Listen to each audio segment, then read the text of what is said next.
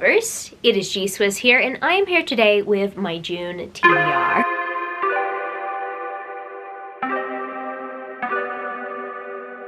So pretty much as it has been the plan for the last few months, I'm just planning to take it easy this month. I'm planning to read some stuff that I will absolutely love and enjoy. I feel as if upcoming monthly TBRs are what I'm consistently thinking about the month prior. Like in the month of May, I was thinking, okay, maybe I'm gonna make this a dark TBR, or maybe I'm gonna make it a full-on manga TBR. But then again, I was feeling that way the month before and the month before, and that honestly just comes to show that I cannot predict how things are gonna go at all until I get there. So I've decided to compile this TBR with a mixture of things. It's not that consistent. I do have a few manga series that I do want to continue / read through this month, and then I've got a few fantasies, and I've got an anticipated release, and also within the mix something that I found on Audible Plus that I thought, you know what, it's now or never. So I guess without further ado, let's get straight into this TBR. I'm just gonna go through with these, and I really hope I like these reads. We will find out together though. And I'm gonna start off with a new release. As I'm currently filming this video, it's not out yet, but I'm so pumped for Bespelled by Laura Thalassa. If you guys don't know, this is the sequel to Bewitched. I love Bewitched so much. I love this series so much. I love the Otherworld universe by Laura Thalassa. So honestly, I'm just pumped that there's another release within this world. I cannot wait to get my hands on a copy of this book. Oh, it's gonna be so exciting. I honestly cannot wait. Especially when Bewitched left us on that cliffhanger. It is definitely one of the worst cliffhangers I've ever experienced. I specifically remember experiencing so much adrenaline when I first read Bewitched, and then reading it a second time, it was just as shocking to me. Like, I seriously need the sequel so bad. So I cannot wait to read it. I mean, by the time that June rolls around, it will be out because it comes out a few days before June. So I honestly cannot wait to read this one and let you guys know how I go with it. I really hope it delivers on every level. I do not doubt that it will. I believe that Bewitched was the start of something great. It's very much a build-up book, and I believe that a lot more world building and a lot more explanation is going to be given in the second book, because yeah, there were so many secrets and information withheld from us within that first book. I honestly cannot wait to read the second book and have more uncovered. And speaking of series continuations, I have my special one, volume 6. It has been a few months since I've picked this series up, and I want to read volume 6 because I do want to continue on with the story. The story did leave off on an interesting note, so I'm looking forward to checking this one out. And if you guys don't happen to know what my special one is about, we're pretty much following a girl who sworn off of love, sworn off of boys, and then she meets a J-pop star and they hit it off. And she's like all ordinary and stuff, and he's just like recognized everywhere as like a hunk. Overall, I'm very much looking forward to see how things are gonna unfold in the story. Cutesy moments are nice and fun to get me through a dark time, so I reckon that the cutesy moments in my special one might just help me. But speaking of cutesy moments, I've got another manga series that I definitely want to devour this month, and that, my friends, is Fly Me to the Moon. So I have been watching the anime adaptation. It's not actually titled Fly Me to the Moon. It's titled Tonikawa Over the Moon with You. I think there was some sort of like copyright issue with like the title Fly Me to the Moon for the anime, but I want to finally get to the series in manga form because I've had the series on my shelf for a while now. I think I've had majority of the volumes on my shelf for around a year, so it's about time that I get to reading the series. And yes, based on what I've seen in the anime adaptation, it is absolutely adorable. We are essentially following a male protagonist, Nasa. He's like barely on these front covers. We always get Tsukasa on these front covers for some reason, but we're following a male protagonist. This is a shonen romance, not a shoujo romance, who essentially sees Tsukasa one day and is like, I want a chance to be with you, and she's like, okay, then marry me. And then things go on from there. It's mysterious, but it's fun. I do like a good marriage of convenience story, and this was just like very fun to watch, so I'm very much looking forward to reading the series. The last manga series that I have to mention on this monthly TBR is Rose and Blood. Yeah, I read Rose and Blood a few years ago, but I never completed it. And I have the final volume on my shelf. I've been putting it off for a while because as much as I want to finally complete the series, because if you guys don't happen to know, this is a 5-volume vampiric shoujo, and I've read the first 4 volumes previously. So I have the 5th volume on my shelf, and I've had it for a while. The thing is, it took a while for that 5th volume to come out, but not only that, I essentially read volume 4 as soon as it came out. I binge read the first 3 volumes and then I read volume 4, and then I forgot almost everything that happened in the series. So I'm actually planning to reread the first 4 volumes of the series and then read the 5th volume so I can complete the series, but also I know exactly what's going on in that 5th volume because I want to experience it all. I do remember being attached to these characters. I remember this series being an absolute guilty pleasure read for me. I do remember this romance being not the healthiest at times. It was a little bit toxic, I'm not gonna lie. But then again, it is a vampiric shoujo. It's not necessarily meant to be taken too seriously. It's definitely meant to be a guilty pleasure. And, you know, I'm on board for it. Like, right now, everything has been chaotic and I'm just looking for a fun read. Essentially, this TBR is full of fun reads. I mean, I'm not sure about Bespelled. I think Bespelled is gonna be really deep, but I'm planning for this month to be a very fun month. I'm planning to restart Rose and Blood in the hopes that I will absolutely enjoy the finale. I just want the finale to hit hard. That's all. And the next book I have to mention on my TBR is on the lighter side, and it's a book that I've wanted to read for a while, but I've been putting it off. And I was recently reminded that this book exists because I received the Bookish Box special edition of it. This is Bookshops and Bone Dust, the Bookish Box exclusive edition by Travis Baldry. I also have the Fairy Loot edition, funnily enough. But for some reason, I haven't even been trying to put this book off, but I've been putting it off. And I realized within this time, I've been looking for comfort reads. I've been looking for reads that aren't really too much to focus on because I'm trying to get back into dense reads eventually. I need some sort of middle ground, you know? I need something with like a little bit of action. I don't think that Bookshops and Bone Dust is gonna have low stakes like Legends and Lattes, but the stakes are gonna be dialed up a bit, and maybe that might just be a good transition into reading fantasy with a bit more high stakes. I don't know, I just really want to get back into reading more fantasy more often like I used to. And so I'm just thinking that Bookshops and Bone Dust might just be the way to go for me. It's also not too much of a long read. I don't know how long this book is. I mean, the Bookish Box special edition that I have is just over 300 pages, so not too much of a commitment. I also very much appreciate the art in this special edition. It is just absolutely adorable. And yeah, I just loved following Viv in the first book, and I just really wanted more story for her. I'm very much looking forward to getting to this one because I really enjoyed Legends and Lattes. I'm kind of hoping I love Bookshops and Bone Dust even more because I do prefer a high stakes story, but I'm not hearing amazing things about it, and I think that's probably because some of the readership were expecting something that was cozy, but I'm honestly hoping, fingers crossed, that with me expecting something with higher stakes, not like super high stakes, but like with higher stakes, that I might just enjoy this. And the next book slash series that I've placed on this TBR is Trickery / The Curse of the Gods by Jamin Eve and Jane Washington. The Curse of the Gods is a Why Choose fantasy series that I just remember everyone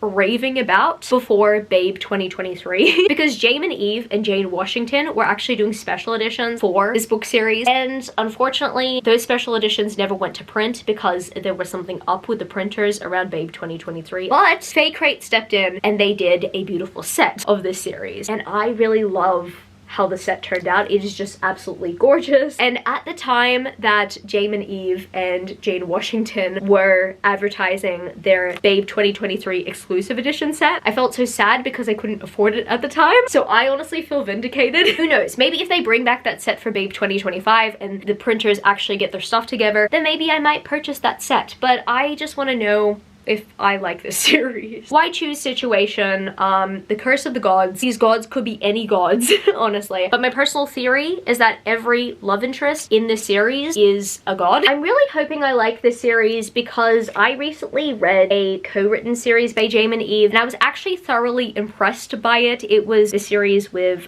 Tate James, what was it? The Bells of Boy Rose. Lol. The Boys of Belrose. Really loved that series. I am just hoping that this series impresses me on a similar level. It might not. I'm hearing buzz about the series a lot. A few romance readers in the book community were introduced to Why Choose romance through this series. My expectations are kind of high, but we will see. I mean, these books are really short. Let me give you a page count. Oh my goodness, it's under 300 pages. Wow. Also, let me show you the naked hardback. Yeah, naked hardback.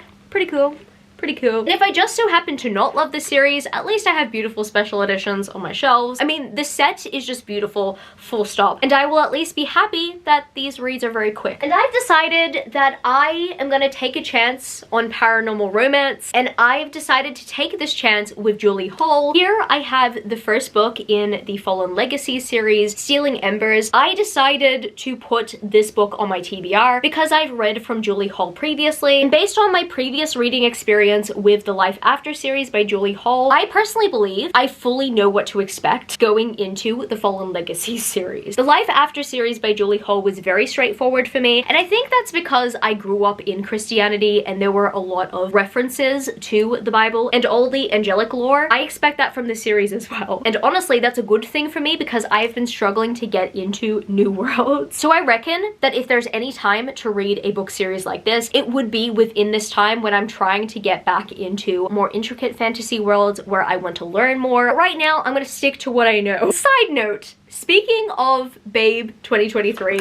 I got this beautiful special edition at Babe 2023 and it's absolutely gorgeous, and these books are too beautiful to just be collecting dust on my shelves. This book series does need to be read. I'm so happy that this set also got signed by Julie. I've loved Julie's works previously. I just know that I'm gonna really enjoy this series. I'm not expecting too much from it. I'm pretty much just expecting what I got out of the Life After series by Julie Hall, and I really enjoyed that series, so I reckon I'm gonna like this. If I don't like it, then that's okay, but I actually reckon I'm gonna like this series. The second last book that I have on this monthly TBR is The Undertaking of Hart and Mercy by Megan Bannon. This will be a reread. I'm so excited for this reread because within July, The Undermining of Twyla and Frank comes out, and that is a companion sequel that takes place within this world, and I just want to refresh myself on this world. I still remember Hart and Mercy as characters, but I want to remember the world building. I want to remember what happens on a regular basis within this world, or at least within these characters' lives. I just remember how quirky these two characters were and how perfect they were for each other eventually. I mean, it started off as like a weird hate to love dynamic. There was tension there, but when they finally got together,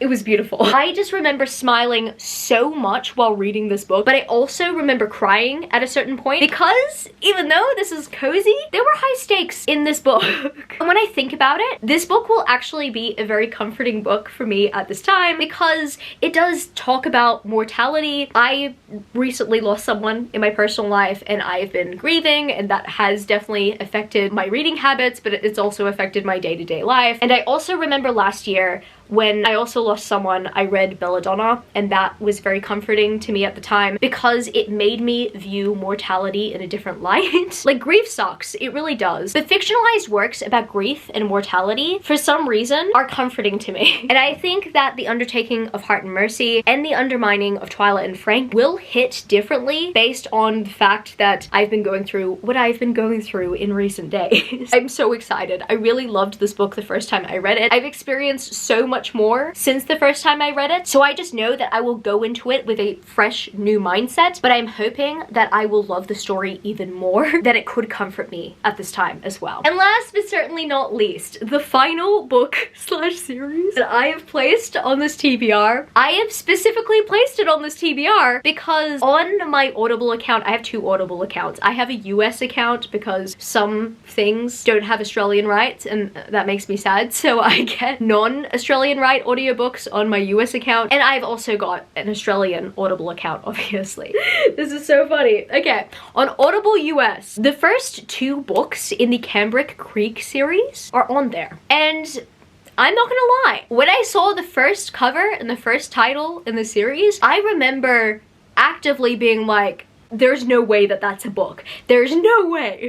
So I've decided to put the Morning Glory Milking Farm on this TBR, and Sweet Berries as well. Sweet Berries is the second one. This is the funny thing, right? I've noticed with a few people here in the book community, for those who love like paranormal monster romance like myself, some of those that have read this series will often skip over the first book and move straight to the second book, but those who have read the first book, The Morning Glory Milking Farm, say that it's amazing. As I'm filming this video, both of them are free to listen to on Audible Plus, and I've decided, look, while they're free, I may as well take advantage of this. And I've also mentioned in one or two of my previous monthly TBRs, I'm trying to consume more novellas or novella-length stories just to kind of like get me by and get me through. And monster romance definitely helps me get by. Like, I really enjoy monster romance. This first book, however, it is really hard for me to even look at the cover, and I'm not one to kink shame. I'm really not one to kink shame at all.